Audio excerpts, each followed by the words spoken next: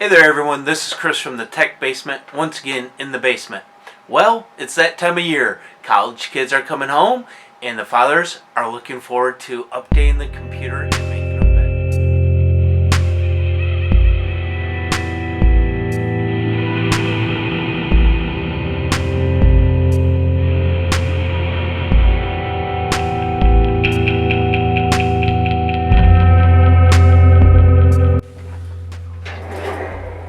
Alright guys, excuse my manners here. I almost forgot to do an unboxing of what you get in the Thermaltake Riing 12 high static pressure radiator fan with the RGB with 256 colors.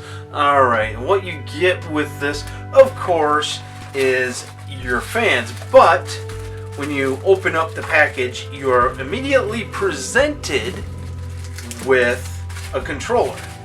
This controller will connect up to your motherboard and be the mainstay of everything that you do with this. Now, digging a little further into this, we have a couple bags here. We have a couple screws. Looks like for one set of screws. You have in here, you have them for your offsets for going into the radiator, which is really nice. They gave you radiator screws as well as case screws. Let's see, here's another packet of them and another one. They also give you a nice little Velcro square set to put on the back of here, so you can just put it wherever you want. I, on the other hand, am not going to play that game, I think, and we're going to just take these fans and install them. I'm going to first do the fan for the rear, which the Adaptac, that thing is so old. I think it's older than I am.